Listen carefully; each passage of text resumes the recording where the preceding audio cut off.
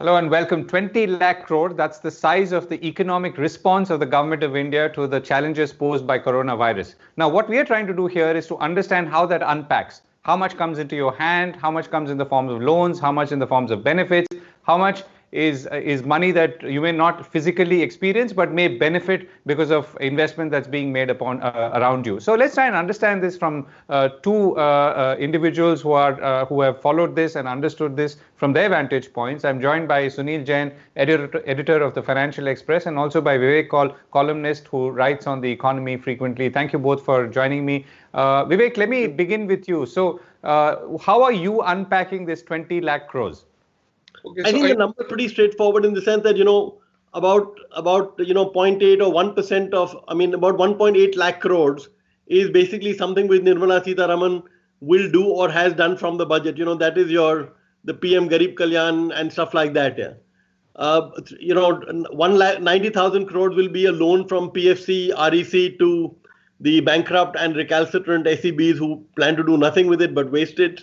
Another 3 lakh crores hopefully will be loans that banks will give to MSMEs, and this the RBI. That's broadly the packing, the unpacking of the stimulus. Right. So Sunil, you're saying basically a bunch of it is loans, a large chunk of it is loans. 10% of it is from the budget. The rest is all loans and liquidity of the RBI. Right. Okay, Vivek. Right. Firstly, I like the fact that you use the phrase economic response instead of saying, fiscal stimulus, or as large parts of the media are, particularly the Indian language media. This is not a fiscal stimulus. As Sunil said, around 10% of it will come directly from the coffers of the government. I've been looking at research reports across the spectrum, and people agree that net, the fiscal stimulus part of it is around 1% of the GDP, which is roughly around 2 lakh crore. Also, if you look at the interesting thing here is that the major part of this 20 lakh crore number, or which is now actually 20.97 lakh crore, is are basically activities that the Reserve Bank of India has carried out. And this number is a very large rupees 8 lakh crore. So basically, RBI has pumped this money into the economy in the hope that the banks will lend it further. Now, the problem with that number basically is that if you look at the net liquidity number, it is in negative territory, and it's close to around 5.2 lakh crore right now. So which that basically means is that this is the money that excess money that banks have and which they are unable to lend, and which they have parked with the RBI. So if we were to sort of go with the government's formula of adding everything up, the stimulus is closer to around 15-16 lakh crore than 21 lakh crores. Yeah, can I just come in here? I have one point that I want to leave with you, and I don't know whether this is right or wrong. See, if you forget about the stimulus, we do know for a fact that the economy would have contracted by about 10% in real terms, and perhaps by about 6 or 7% in nominal terms by the end of the year. So, and we know that there's going to be a tax shortfall, of 5 or 6 lakh crore between the central government and the state governments. We know that the disinvestment target of about 2 lakh crores is going to go for a toss here.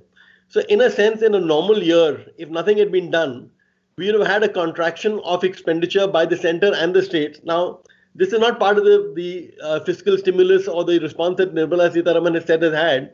But the fact that the central government is borrowing 4.2 lakh crores more, and so are the states, I would, in a sense, say that, 8 lakh crore is, in a sense, a stimulus.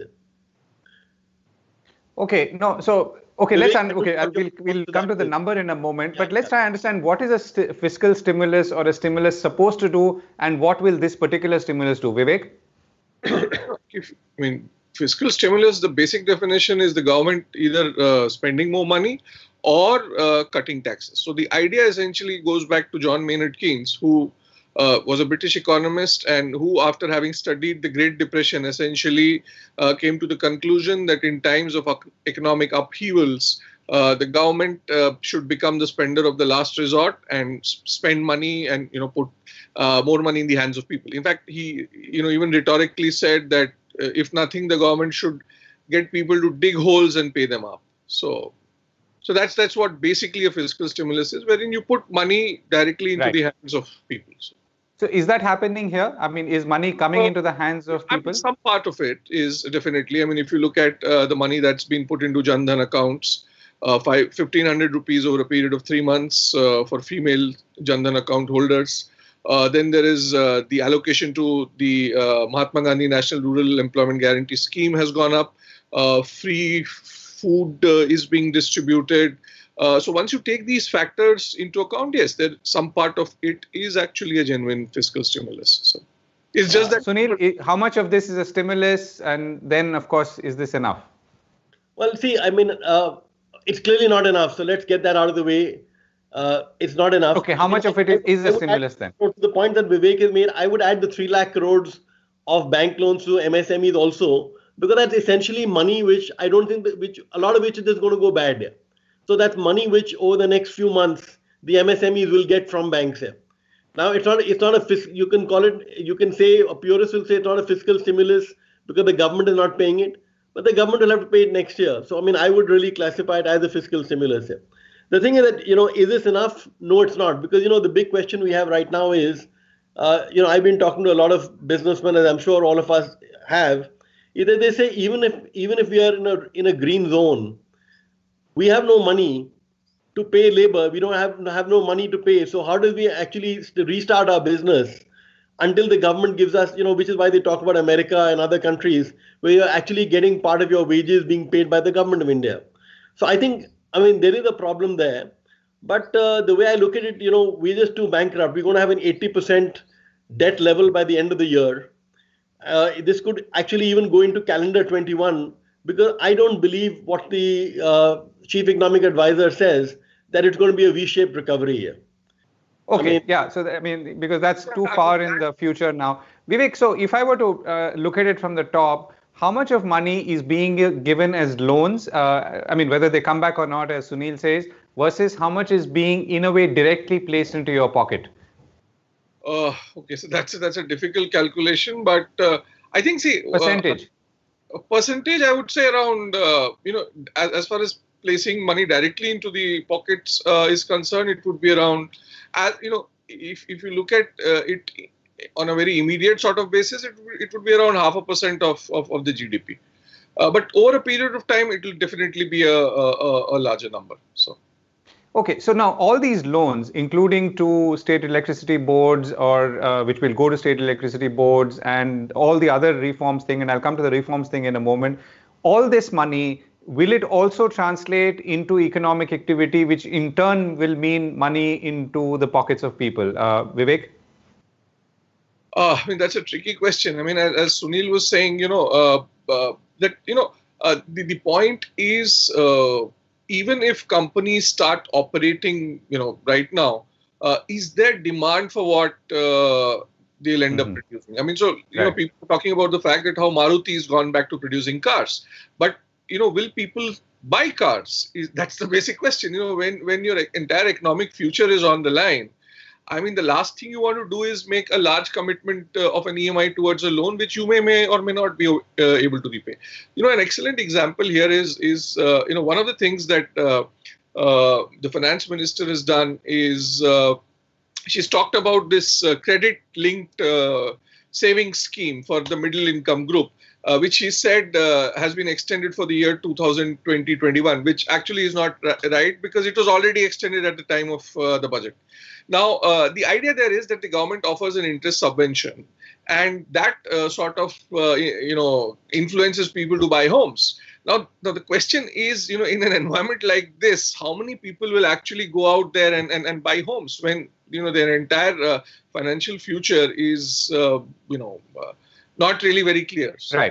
Right, and it's bleak. Sunil, so the same question to you. So all this money that's going in the form of loans, indirect benefits to small and medium enterprises, farmers, all of that is also, at least theoretically, supposed to trigger economic activity, and therefore will result in incomes, if not today, maybe a little down the line. So, is that how you're computing it? Well, see, the way I look at it, I think we've got to completely get this out of our head, that the government is going to give you some money which is going to result in an immediate increase in some in something or the other area. I think this is going to be a long haul. Let's make no mistake about it. So basically what the government is doing, it's giving the very poor people some amount of money to stay afloat. It's giving the larger guys some more room in terms of, time to be able to, so for example, which is why the fresh IBC proceedings have been put off for a year. They've come up, it's not quite clear that the government has the ability to exclude COVID-related debt from a default. So we don't know what exactly COVID-related debt is, but the idea is to give people some time, some breathing room to get their finances in order.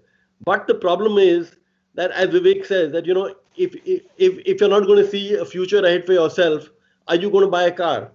And you might still buy a car, but you're certainly not going to buy a house. I mean, I think that's completely out of the question here. So, I think we're going to have, if you look at the way, if we can actually predict the way the resumption will take place, I think it will be, for consumer goods and stuff like that. So all your Jan Dhan money and your PM, Yojana money, that's good. So there's going to be more of the daily goods that will come up like that. If you look at, then it's going to be the pent up demand of the last 2 months or 3 months, where people like us, we are not able to buy from Amazon or from the shops. So we'll start buying. And then the hope is that when factories start working, then there'll be some level of demand. But I don't think anybody believes, even after the stimulus, that we're talking about, a contraction of less. I mean, an optimistic guy might say that the economy will contract by 5% now instead of 10, but we're still talking about a contraction.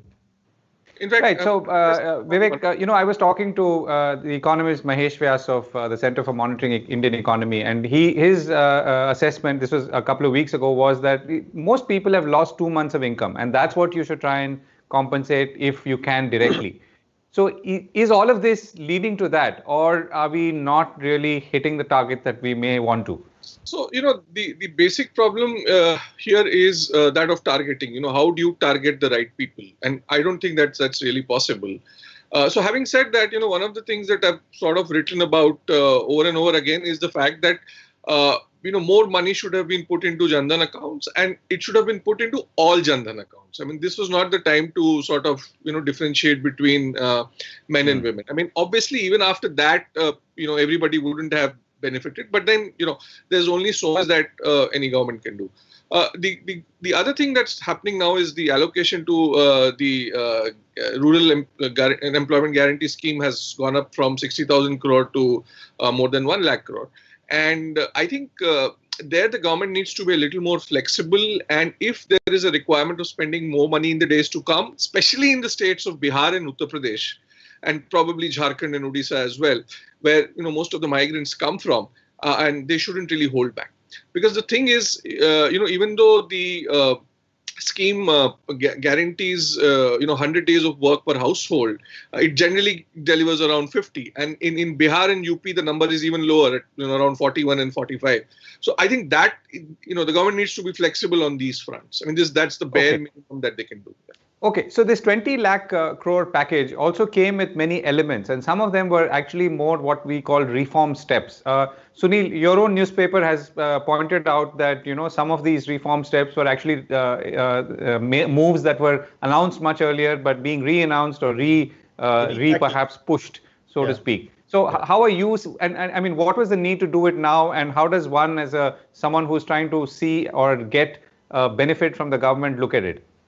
Well, see, the way I look at it, one, as they say, never waste a crisis. So I think some of this is that. So if you look at state governments, people like, whether it's Madhya Pradesh or whether it's Uttar Pradesh, now you can disagree with what they did on the labor reform. So a lot of people have argued that these are actually anti-labor steps that they've taken. But I'm just saying, if you forget about whether they're anti-labor or whether they're regressive or not, the fact is that a lot of people now have understood that we need to do a lot more for industry if we're going to get even a fraction of the investment that we want or the resumption of work. So I think in a sense, what Prime Minister Modi seems to have realized is that, listen, things are really bad. People really want industry to come back. So if I can use this opportunity to get a few things done, let me try and get them done. So I think, that's the sort of broad mood in which he is. A lot of the stuff he has done could have been done 6 years ago. Actually, it could have been done 60 years ago, like the Essential Commodities Act, or stopping farm goods from crossing the borders, or contract labor or things like that. But I think we shouldn't worry about, who should have done it.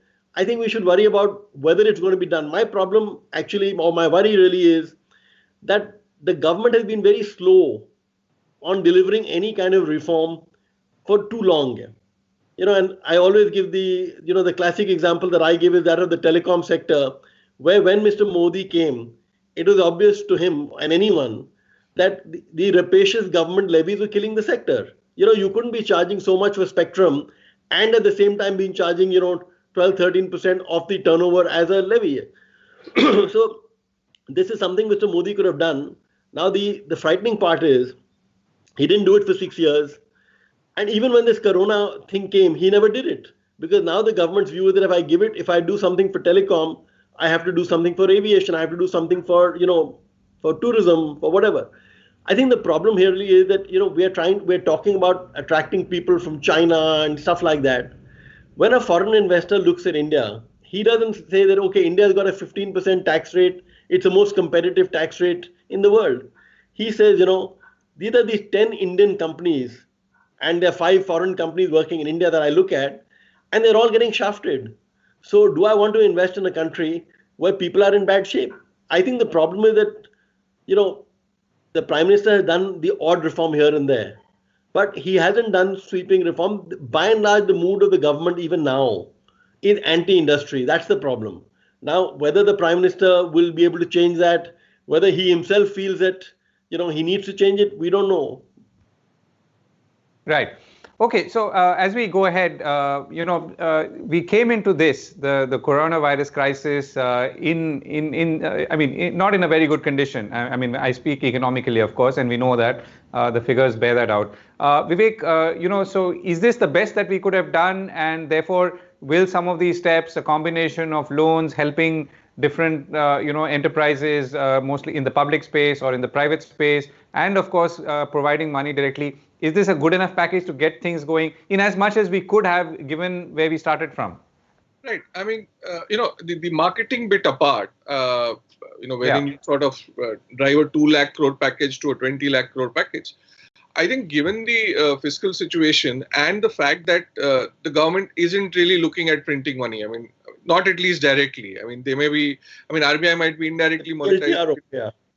Indirectly monetizing the deficit, but at least as of now, it's not directly buying bonds from the government.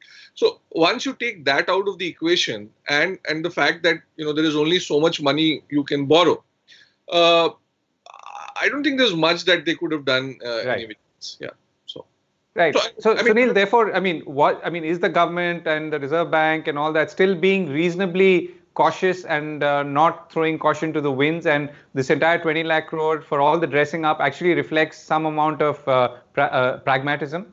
Yeah, I think, as you said, we came here in a very fiscally fragile situation, so I don't think we could have done much. But, I think there are a few things that we can do which don't really upset the balance. So I'll give if you look at, we're all working from home. So when you work from home, the 2 or 3 things that you really want is bandwidth and great computers and good phones there.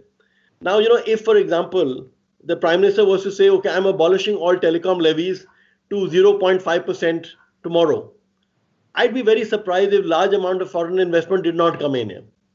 So, so it's not as though it's a lost cause and, people are not going to come in. So immediately people will come in.